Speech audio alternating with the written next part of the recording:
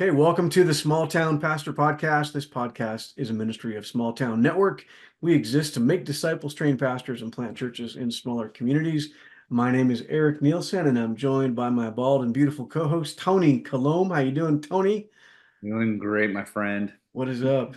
We were just talking about how we kind of switched facial hair for this episode. He had a beard last time, and I had a goatee, and now I've got a beard, and he's got a goatee. So we're just trying to keep people guessing, I guess.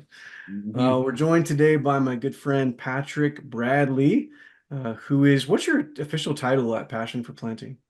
Yeah, I'm the director of operations at Passion for Planting, Director of and it's great to be here Operations. with you guys. All right, good to have you, Great to have you. man. Just for like some history, so when we planted High Plains Christian Church, which is part of the Evergreen Network, we had a partnership with Passion for Planting, and Patrick was my project manager.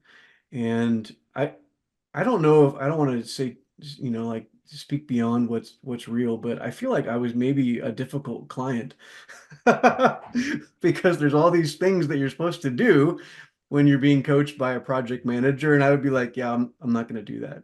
And then Patrick could be like, how is this going to work if you don't do what I say? So, anyways, we had some good fun, and It wasn't as bad as all that. we're like the same age too, so we started connecting on like pop culture references and stuff like that. And so it's been like super cool to meet Patrick. I've also had the opportunity to go to Virginia and be part of a couple. I think I've done two or three assessments with you guys, and stayed in your beautiful home and met your wonderful family. And so it's great to see you always and have you on here. And thanks for, if I haven't thanked you recently, thanks for being my project manager and guiding me through all that stuff. So It was a pleasure to be on your team and working on that, and yeah, conspiring to see people come to Jesus there in Twin Falls. yeah, and you actually came out to Twin Falls. I forgot that you came out to our neck of the woods too. Although you were at Yeah, that point you were in California, right? I was living in Northern Yeah, California at the time, which will be part of my story. But yeah, now I live in Northern Virginia, just outside of DC. yeah, you were a little closer at that point. So, Well, and well, hey blessings man, on you. Blessings on you, Patrick, for having to deal with managing this guy over here. yeah, and for doing a coast to coast ministry, man, California to Virginia, that's like, okay, like we talked about kind of off air. Let's get into your story, man. Like, how did you become a disciple of Jesus? Like, what's your background? Were you raised in the church? Did you tell us the story? Yeah. Well, thanks for inviting me to share. Yeah, grew up in Restoration Christian churches. My parents were um, actively participated. That was complicated at some point by their separation and divorce. They both quickly remarried, but all through that, church participation and following Jesus was an important part of the fabric of both of those families, really. And so. When I was, I don't know, 8, 9, 10 years old, I lived in the Pacific Northwest, and we were part of one of the big churches up there that was actually a church planting church. Um, Part of my earliest memories of participating in church is that my mom and my stepdad were part of a launch team. We left the quote unquote mothership to go and plant elsewhere in the area. And so my mom was playing the keyboard, and my dad was running, or stepdad was running the soundboard, and I was running amok in the Nice. school cafetorium. And so what a gift from my family to be part of church planting, even from such a young age, and have a context, a frame of reference for that. I was about 10, I don't know, 10 or so that threw up like a program of the church there. We were back at the big church, and just understood who Jesus is and what the offer was. Like trade all this junk in my life for what Jesus has to offer. And I said, yeah, I want that. Um, and so I was baptized in June of, I don't know what year. I just remember that it was June because my stepmom had driven up from Northern California to pick me up for the summer so that all four of my parents were there for the baptism that day. Wow, that's And cool. so, yeah, that was a long time ago. Yeah. Real quick before you go on to Mhm. the next part, just because I'm curious for context in the church planting stuff, about kind of what time in life and where in the Pacific Northwest, because to talk about you being involved at such a young age in a church plant in the Pacific Northwest, it's just kind of rare. It wasn't really like a big deal or as well known as it is now. So about what time, Yeah. era, and Yeah. So that would have been in the 80s, oh, wow. early 80s. And I lived in Redmond, Washington, and the big church was in Kirkland. Okay. Okay. And there was a guy, and I am struggling to remember his name. Seems like maybe his first name was Ed. Probably I didn't know I was going to need to bring that along with me in my hat. But anyway, he was kind of a serial church planter. He would come through every once in a while. He made good friends with my parents. And that the church plant that I just described wasn't the last one. If I remember right, that my parents were on the launch team. Like several years later, he'd handed off the leadership to that church, got it all up and stable and running, and then helped start another one. And so, yeah, that was kind of unusual in that time, and Mhm. certainly in that corner of the country, to see that happening. Yeah. So you from there, obviously, some point you kind of on-ramped into like, vocational ministry. So did you go to Bible college, or what was your Mhm. pathway to ministry? Yeah, so end of junior high, moved from my mom's household in in the Pacific Northwest to my dad's household in Northern California. Finished high school there. Really, in that journey in high school, really deepened my relationship with Christ. And one of those years at summer camp in high school, they always did like an altar call on Thursday night Oh yeah, before, Thursday Friday's the night, last man. day. That's Thursday right. night. Yes, Thursday night. But that year, I was probably a junior in high school or something. But that year they did the altar call on Wednesday, and on Thursday night they did a different one that was for if you're feeling called into vocational ministry, like into full-time ministry. And I was like, I think that's me. So I went down, and there were people that prayed over me and the whole thing. And so that happened at a pretty young age. I went to what was then Hope International, I'm sorry, Pacific Christian College, now Hope Right. International University, Well, that's old school, in man. You're dating yourself. Yeah, old right. school, PCC. Um, and so that would have been in the early 90s, graduated from there in the mid 90s. And then by the time we graduated, my wife and I were already married. And Southern California just wasn't a cultural match for us. Like we didn't get it. We both basically had, done high school. My wife born and raised in Northern California. And so we graduated in cap and gown alphabetically right next to each other on Saturday. Oh yeah, And on that's awesome. Sunday morning, we turned the key in the U-Haul and beat tracks back to Northern California. And That's we dude. landed, That's funny. Go ahead. isn't it? It's like we didn't waste I'm any just time. relating because like when first of all, like I got tricked into ministry vocationally at a campfire at summer camp also. That's like where a lot of us had our start. And I'm kind of joking. It was a definitive moment. But I also was married in Bible college and stuff like that. And the minute we were in Missouri, I went to Ozark Christian College. I had a great experience, but culturally, Mm. Missouri and me as a Northwest guy was like Wow. not a match. So like we literally like the day after I took my last final, we were heading back to the Northwest. So yeah, I'm just laughing because that's like How exactly did what we not know that happened. story about each other already? I know that's super That's funny. funny. I So just the like so we're super appreciate the comment of like, I don't get Southern California. A lot of people do, and that's great. It just they can we didn't know have where to get our it. foot in the door or even I, I start.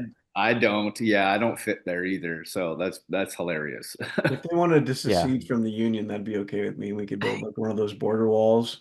In Idaho, it's like I don't think it's Idaho. I think it's everywhere. It's like the Californians are coming and they're ruining it. It's like, yeah, well, there's you hear that in Oregon, you hear that in Idaho, you hear that in Nevada. Everyone's complaining. Arizona, Tennessee. all Hmm. the Californians are moving in. So must not be that great. They're Yeah. leaving. So I don't know. Whatever. Commentary Well, I will aside. tell you this: when we moved 4 years ago from California to Virginia, Oh, that's got to be a culture we shock. were looking at the like the U-Haul truck prices, Mm. and just out of curiosity, my wife punched in the same exact route, but from Virginia to California, and the U-Haul rental price was almost 3 times as much leaving California. I think in that season 4 years ago, probably they were having to pay people to drive empty Drive their trucks back trucks to back. California Yeah. so that more people could move out of the state. There's some kind of thing happening here. Yeah, okay. Something here. So we Yeah, digress. So Anyway, you went from college and then you packed up a U-Haul and where'd you go? we landed in Vacaville, which is in Northern I California. We love landed that. at a church planting church, and Dean Pence was the senior minister, the lead pastor there, sort of the godfather of church planting in Northern California among You the worked Restoration at movement. Dean Pence's church? I How no, I did I didn't not work know? there. How did I not I, know that? I wasn't on staff. I was working in banking, so I was, Okay. average church congregant, attender, participant, doing small groups and playing in the band kind of stuff. But Okay. yeah, so if you knew Dean, he was, if you cut him, he bled church planting, and so um, he led this vision of 5 churches in Solano County by 2005. And well, that gives you an idea what the time frame was. But we're like, oh yeah, and he talked about things like, man, I still remember when he was saying from the pulpit, like, what we're going to send out for these church plants, we're going to send out some of our best and our brightest, which means that some of you that are riding the bench, you're going to have to step up and fill those voids. Mm, Nice. And Love that. mm, I'm getting choked up a little thinking about it. Yeah. Like, yeah, I can sink my teeth into that. Like, I could mm. give my life for that. So we signed up in 1999 to help be part of a launch team to go to the kind of the next town over and start a new church. That was a great experience. Also a mixed experience. There's hard things in church planting, of course. Yeah. Within about 2 years or so, we had come back to the church in Vacaville and recovered for a little bit. And then for a season, we joined the launch team and helped plant the next church. Or I guess it was the third church at that point in the next town over, going the other direction. Okay. And at that point, it was like, hey, we need to. My wife and I were talking and praying. It's like we need to consider, becoming more serious about this. And so prayerfully, we jumped into church planting like full-time vocationally, but not as a lead planter. I'm not wired up to be that guy. So like administrative, musical kinds of things were always my role. Mm. And So, so So did they plant the 5 churches by 2005? I'm not sure if they made 5. I think 3 for sure. I think they did 4, Okay. mm, which is a pretty good showing. that That's is. great. Yeah, I mean, if every Yeah. church did that, imagine what it'd be like. At, So at the tail end of that, right? At the tail end of that, I moved away. So and my memory's a little fuzzy. So maybe they did all 5, but I was part of 2 of them for sure. Were all those churches and a part of that stuff in the Northern California Evangelistic Association at the time, or Yes. okay? Yep. Because that would Well, certainly be the hot thing for church planting in that area back then, no doubt. yeah. So that next chapter of my story, then, when I quit my job at the bank and raised support and went on staff as secondary staff for a church plant, we moved to the next county south to help get that church started. That was one of the very first church plants that happened after the NCEA became Stadia. Okay, okay. oh, so when they So made that's kind of okay. that Dude, so I right in mean that transitional period. just to like, summarize real quick. So you grew up in kind of a church plant, and then you graduated Bible college, were part of 2 church plants, and then eventually went full-time staff on a fourth church plant. And I mean, what age were you at this point when you started at that church plant full time? I I think I was 29 or 30, because that was Okay, part of the yeah. conversation too, is like there was kind of a rule of thumb at the time, or a common understanding that like what you do career wise when you're 30 is probably what you're going to do for most of your career. Wow, I don't think okay. that's played out true for everybody or in a lot of Totally not cases, true, but yeah.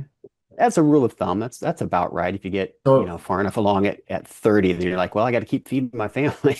I guess I'm gonna give up So my like astronaut dream then, now that I know. Um, that was part of so the conversation. It's like, do I want to, if at 30 I'm still in the banking industry, is that what I want to do for the rest of my life? And the answer was unequivocally no. Mm, yeah. I was doing it to pay the bills. Well, so what was the year then that happened? Because you said you kind of joined in right, and that was right when NCEA. 2003. Okay, I was thinking that had to be close because in 2002, I went to Vacaville and did my assessment and my boot camp in 2002 in Vacaville. Mm. And then I remember shortly I after, was there. You should have recruited me. I I could have come to know, Oregon. man. Yeah, you wouldn't have wanted to come. We had a really I got to tell you, Vacaville is this beautiful town. I have zero interest in going to California, but I love Vacaville. It's like this Isn't it beautiful. where the Jelly Belly factory is? I don't know about That's in the that. next town over, but very near Oh, my the Oh, next. house. Well, all maybe I right. do need to go visit Vacaville. Anyways, You can get Jelly had Belly. really good experiences with NCEA, and that was kind of. I mean, you could maybe expand on this if you want to, but they were doing stuff in Northern California in the early 2000s that everybody was copying. And I think that's why probably they would decided to go national instead of just regional because I was up in Oregon with a smaller church planting group and they were like anything they could get from NCEA in Northern California, they were like copying that. And the same with the groups in Washington and everywhere you went in Idaho, everyone's like those guys down there in Northern California are lighting it up. How do we, capture that and put it in a bottle? And so it's very interesting to kind of, 20 years or so years later, to kind of look back on that and go, that was kind of a primer for a lot of the Christian church planting organizations in the country, what was going on. And you were kind of at ground zero at that time when that Yeah, was I hadn't thought of it that way. I mean, yeah, ground zero grassroots. yeah. So tell One us of the about guys that in the experience trenches. then, like whatever direction you want to take that. So you went on staff at a church, NCA, what do you want to take us forward from there? Hmm. Hmm. Um, so the next chapter of my story in ministry and church planting, is kind of a rocky road. And I don't mean the ice cream. Um, I had tried and prayed and trained to get into vocational ministry through the worship leading path. Okay. And for whatever reason, those doors all closed very quickly on me repeatedly. Mm. And so there was a long season of wrestling. It's like, what do I even do with that? Meanwhile, my story is that of God relentlessly pursuing me Mm. well, my whole life, but especially in that season, and also of his providing for my family when those doors kept closing. Mm. So, for example, 2003, we joined that church plant staff. Again, dating myself, but that I would join the staff. I think it was January of 2003. Come fall, we were in a purpose-driven life campaign. Oh yeah, I remember. Oh yeah. And that was, I don't know, it was October-ish. And lead planter and I sat down and we were looking at the numbers. We're like, Patrick, there's just not enough money to keep paying you. I'm sorry, but let's finish this out through Thanksgiving. And you're gonna find another job. Well, so we did that through Thanksgiving. And then so I started the job hunt. And December the 17th, I was in the desk doing the new job for a bank that had a church lending division that was right there in that region. It's like a 2 week job hunt. Like, when does that happen? So that I was like, um, I felt like God was saying, I got you covered. Mm. So you started And there, and then what's the next step? Because at some point you ended up with Stadia, right? um, y- yes, that's another chapter or two down the Oh, down let's the road. go. I'll try to Well, get keep there us keep us quickly. rolling. Um, so a couple years later, the guy that was the worship leader at that first church plant out of the church in Vacaville Mhm. um, came to me and said, "Hey, we're starting a daughter church in the next town, the next county over. You want to come this weekend and be the fill-in worship leader? I really need a guy." And at that point, it's like, I haven't touched my guitar in more than a year. Like, that is not going to be God's best for me or for them or for anybody. But God's let best. me get my chops back. Let me get warmed back up. And so I started subbing in at that church plant and fell in love with the people and the town. And so mid 2000s, we sold the house we were living. We moved to that county to help get that church started. I stayed on part-time at the bank, church lending division. I was part-time on staff at that church plant. Um, Made it a little longer this time. It was more like 18 months until that church plant ran out of money and said, sorry, we can't pay you anymore, Patrick. And that would have been into 2007 when Pasture for Planting had piloted this idea of having project managers for church planters to help with the details so that church planters can stay focused on people. And so as that was expanding, they were looking for somebody on the West Coast. And I had, through all of this time, I had tried to do some music. I was doing music, but I also kept catching all the administrative stuff. Like, Patrick, you figure out this IRS paperwork. And Patrick, would you set up the guest follow-up system? And, just the administrative kind of stuff. I seem to just have a knack for that. Um, and so my name was in the hat, and into 2007, Passion Planning hired me to do project management.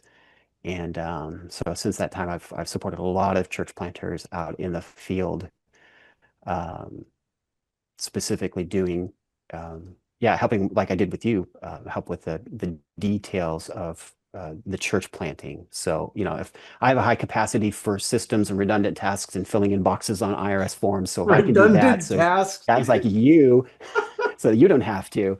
I mean, it's a huge win, and I get to be a part of church planting and see things, participate in things that I never would have.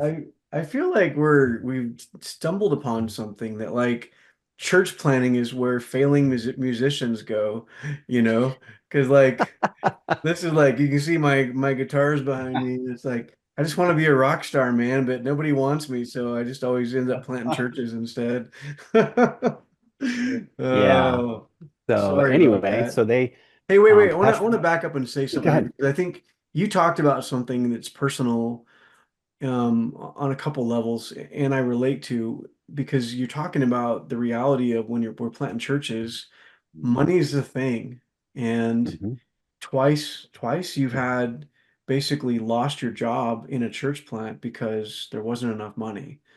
Um, how as someone that's like been part of numerous church plants now and coaching planters and do you have any like pastoral wisdom for people that are going through that? Like, like that's a tough blow because obviously there's this real human element to that of like where God's doing something and we feel the call of God and we're moving our families and we're trying to start something from nothing. And then we reach this impasse where it's like we can't provide for our family. What are we going to do? Yeah. And this is a moment of real crisis that affects a lot Mhm. of church planters. Do you have any Mhm. wisdom or insight for people like about that experience? Like either like proactively, like or reactively, like how do you process that? It's obviously Mhm. painful, and I don't want to dig up a bunch of bad memories, but I'm guessing you have some insights about that experience, kind of looking back. Is there Mm. anything that you learned from that you could share with us? Yeah. Proactively for church planters, I would say better to start small and grow. Like have somebody quarter time, half time, and then as the church grows and there's resources and there's demand, then invite them into a full-time role or what, it's easier to go that direction than like for my story to start full-time and be like, oh, sorry, I don't have enough money. Now I got to cut you way back or cut you out entirely. Yeah, that's hard for everybody involved. Um, on the personal, maybe pastoral side, I would say, well, the reality is that there's going to be a lot of wrestling. I had a lot of heated conversations with Jesus about that. And at the end of the day, um, I guess my advice is don't give up on God. Yeah. Be um, like Peter, who said, Where else am I going to go? You have the words of life. Yeah. Where am I going to turn?" That's a good Um, word. and so sticking it out, yeah, none of the situations really turned out the way that I had dreamed. Yeah. Um, did it draw me closer to him in that process? Yeah. Did it um, did it create some scar tissue? Um, Yeah, I hope by this point that it's not open wounds anymore, but actually scar tissue. And I guess my understanding, I'm not a doctor and I don't play one on TV, but my understanding is that scar tissue is actually stronger than the original like skin that it replaces. And so I hope that I am stronger. And certainly all of that was part of to borrow a phrase, part of the broken road that led me to where I am now. And Yeah. so maybe there's some regrets in there, maybe some things that I would have chosen to do differently. And at the same time, I still um, honor God in using all of that to bring me to where I am. Man, Man, I thank you.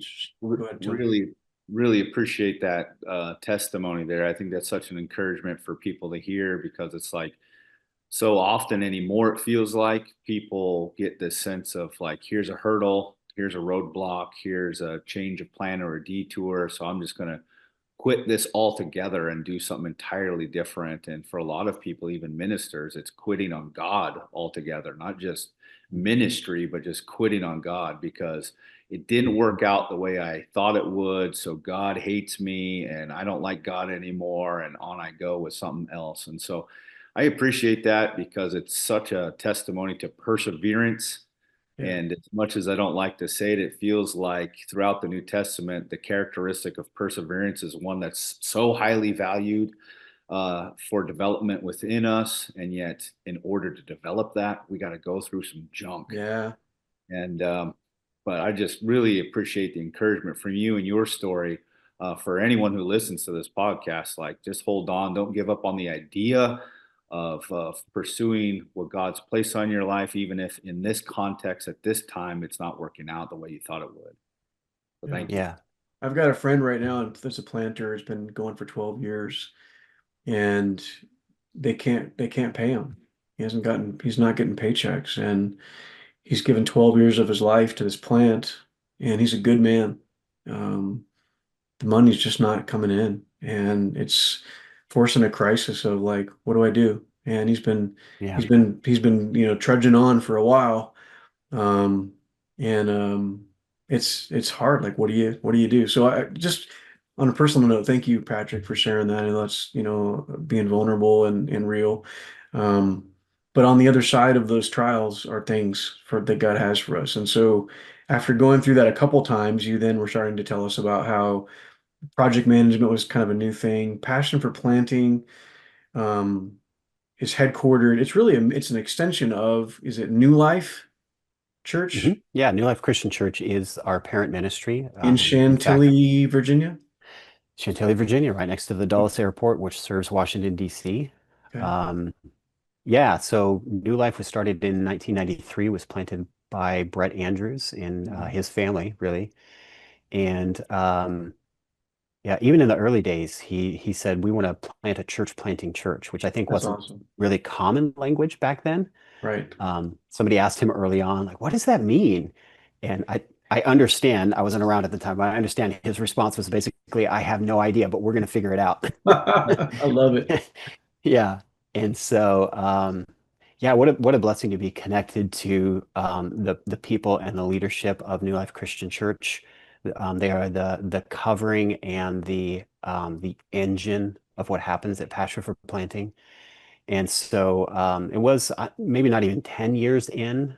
Um, our executive minister at the time, Todd Wilson, a name some of you may know, Yeah, had come out of marketplace into ministry, and he's just a serial entrepreneur type. And one of the first ministries that he started out from New Life was um, actually one of the first ones was some church marketing stuff because he'd figured out how to do like the whole postcard thing that was so popular back then oh for yeah, way sure. cheaper than everybody else was paying for it. Which then got a lot of attention, and especially church planters were calling him like, "Hey, how do I do that? Can you help me with my postcards?" And so out of that ministry and some other things, just this natural curiosity, he did like a straw poll of some of those church planters, like, "Hey, you guys are all, 3 months or so out from the grand opening of your public worship. What are you guys working on?" And he was expected to hear what, like the people stuff, right? Like Yeah, I'm investing in my leaders. I'm building teams. I'm out serving in the community. I'm telling people about Jesus. But to a man, all of the responses that he got back were the stuff. It's, oh, I'm drowning in the IRS paperwork and I'm trying to figure out this website stuff and I'm, ordering all the equipment. It's like, what a huge opportunity cost. Like you're sitting behind a computer trying to figure out IRS stuff instead of being out in the community doing church planting stuff. No, not on our watch. We got to do something about that. And so he brought his engineering and his project management chops into the ministry world and pioneered this idea of having project managers for church planters. And that was really the origin of Passion for Planting as a ministry. We do a lot of other things now as well. You mentioned the assessment that you've been out for. We've got some training options, things like that. And the project management was really the birthplace of Passion for Planting, that ministry. So just to be clear, and we'll kind of wrap here and then save the main focus of Passion for Planting for our next episode. Um, did you go from that church plant to working for Passion for Planting, or was it Stadia? Mhm. Or I'm trying to understand like the Yeah, 2007, I joined the staff of Passion for Planting. okay, But 2007. remained living in Northern California. So because my church planters that I were supporting were all over the country, it didn't really matter where I lived. And actually, it was one of my favorite party tricks. And people I'd meet there in Northern California. Patrick, what do you do? Oh, I'm on staff at a church in Northern Virginia. And you could just hear your head cocking to the side, like, I don't understand how that works. I love that.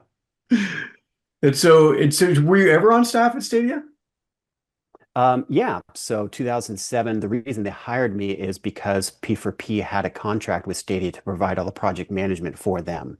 Oh, okay. 2010, me and the other guy that were the employees of P4P left to go to Stadia to help start a project management ministry at Stadia. So from Okay. 2010 to 2016, I wore that jersey. And then in 2017, I returned to the staff here at Passion for Planting. For Passion for Planning. Okay. Well, That's the short version. I would love to, I just want to, on a personal note, plug Passion for Planting. I have had nothing but good experiences with you. And when I started working with you, you weren't the director, and you've since become the director. You were a project manager getting ready to become the director. And under your leadership, which is primarily what I've experienced, I have nothing but good to say. I love, and we'll get into this in the next episode, but you guys have a unique vision of resourcing church planting, not just trying to plant, but resourcing planters, helping them do what God's called them to do. And it's really a niche thing. And all credit to the Lord, obviously, but to Brett and the New Life Church. Passion for Planting is not its own 501(c)(3). It's not a separate organization, right? It's an extension of that church's ministry. So they bankroll the staff for P4P and all the stuff. They house it in their building, which is a really cool, like former, is it a Budweiser factory or something? Some Yeah, kind it of was the awesome. Budweiser distribution facility It's turned so community awesome. center It's a slash really cool church building facility. too. That's pretty But fun. they basically are like, hey, we don't just care about our church, we care about the kingdom. And that's a super Hmm. rare thing to find. I feel like in my experiences, churches that have this kingdom focus. And it's not just about how do I get my church bigger, but how can we grow the kingdom? And to bankroll that, the staff, all that stuff. And not only that, when you guys we'll get into this in the next one more, but a lot of what you offer is for free.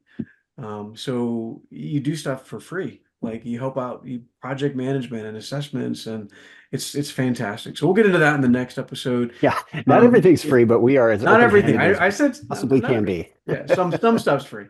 You heard it here. They'll give you anything you want for free. And Eric is Hey, writing the checks. what's your website, Patrick? If people want to find you guys online. Yeah, church-planting.net. There's a hyphen in the middle, church-planting.net. Yeah, and you can find out all about Passion for Planting, our ministry, and the kinds of things that we do. Free tools and resources. Again, we give away just Some. as much as we possibly can. Okay, awesome. Well, let's wrap this up today, guys, and then we'll jump into our next episode. So, if you like what we're doing, please like or subscribe wherever you watch or listen. If you're interested in Small Town Network, you can find us online at smalltownnetwork.com.